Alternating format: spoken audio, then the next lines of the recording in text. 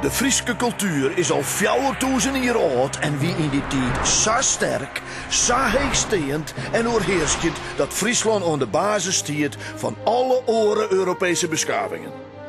Dat is net zo, maar dat is wel wat gewoon Friesen en oren ik lange tijd dachten. Mijn dank aan het Oeralinda-boek. Het Oeralinda-boek is een geheimzinnig boek. In de 19e eeuw schreeuwt terug een man die hem net bekend maatje woe en die dit liedje lieten woe dat het boek een oerbloesel wie uit die grutte, oeroude Friese beschaving. Een protomeeske stonk erin en het Oeralinda-boek waard in een soort orentalen oerzet. Tussen 18 en 1900 veroordet er een soort. De industrialisatie komt op gang. Dieken en spoorwegen worden online, kanalen worden groeven, stoomschepen vervangen scootjes, fabrieken worden bouwd. Telegraaf en lettertelefoon maakt je het mogelijk om op grote afstand te praten. Met zeeskippen kunnen we zo naar Amerika reizen. De vrouw komt er oors uit te zien. Daardoor neemt ook de belangstelling voor het verliezen ta. De mensen willen weten hoe het haar land, haar eigen gebied ontstaan is. Zo kunnen ze een beter idee krijgen van wat ze wij komen en wat ze met haar land heen moeten. In Foutgem, Boppedokkum, wen het een doemnie, François Haversmit. Behalve preken schreeuwt Haversmit ook gedichten. Hij broekt daarvoor een orennamme, Piet Paaltjes. De bottelijke Haversmit had het als doemnie min uit zin in Foutgem.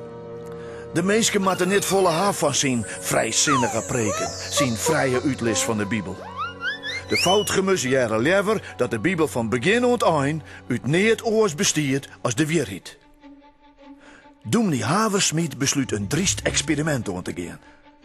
Hij maakt het een geschrift dat er onder de meesten brengen wil, zonder zijn eigen namen daarbij te nemen. Het moet een mengsel worden van godsdienst en Friese geschiedenis. De bedoeling is dat de lezers het verhaal eerst leeuwen, maar gaandeweg ontdekken zullen dat het net echt is. Dan zal hij, François Haversmit, van het lucht komen en de mensen uitlezen dat het maar de Bijbel correct zo is. Die moet hij ook net letterlijk nemen, zo zullen dan zitten. In het boek wordt het verhaal beschreven van het opperwijzen Vralda, die 3 oermemmen creëert. Een van haar is Freya, de mem van alle Friesen. De bijn van Freya die vjocht je om raak met de bijn van de orenvolksmemmen. Ze verliezen de slag en Harderijk, dat eerst heel Europa beslacht, wordt heel dit lietser. In Saalieker nog het jaar 0 is er net meer oer als de Sint-Wurge provincies Friesland en Greensland. Deze Friesen hebben exact dezelfde opvatting over het geloof als Haversmit zelfs. Om zijn lezers te vieten te nemen, schreeuwt hij het verhaal in een oud-Friese taal, maar echt liekjende runetekens. Hij maakt het zo ingewikkeld dat het haast net te begrijpen is. Zijn vriend, de taalkundige Eelco Verwijs, helpt hem hiermee. Het hele verhaal wordt verfrisselen met een familiegeschiedenis van skipstimmerman Cornelis over de Linden, een kennis van Haversmit. Haversmit stelt het nou zo voor als wie het schreeuwt door de 4 voorouden van Disse over de Linden. Oeralinda is Oud-Fries voor over de Linden en daarom heet het boek het Oeralinda-boek. Maar het rent oors als Haversmit en zijn companen verwacht je. Een leraar aan het Ljouwerter Gymnasium, J.G. Ottema, krijgt het in hand en leest het. Hij loopt voordat het echt is en begint er enthousiast over te vertellen in de kranten en in de geleerde tijdschriften. Hij houdt het geschrift ook in boekvorm uit. Het is echt. Zo wordt het Oeralinda-boek bij een groot publiek bekend. Geregeld spreken mensen haar twijfels uit door de echtheid ervan, maar het is hield hij diezelfde Ottema die het voor het boek opneemt.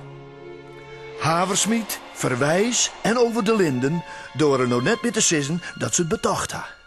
Zo misleert het eens het experiment van Haversmit. Maar de Friesen hebben nou een fantastisch boek met prachtige verhalen over een rijke geschiedenis. Wat bedoelt weer om de Bijbel als net echt te ontmaskeren? Wat een soort van eigen Friese Bijbel. Haast van begin al aan lult net elke in dat het Oeralinda-boek echt is. Maar er is niemand die het precies aantonen kan hoe het nou correct zit. en wat het een wolskreun had. Zo krijgt het boek een soort van geheimzinnige status. Mensen leeuwen ervan wat ze leeuwen worden. En gezindwurdig ben er altijd nog discussies over de echtheid ervan. Het is wel duidelijk dat Haversmiet, alias Piet Paaltjes, de dierder is. Hoewel, de man zelfs had ons in deerta volhouden dat hij het net skreun had.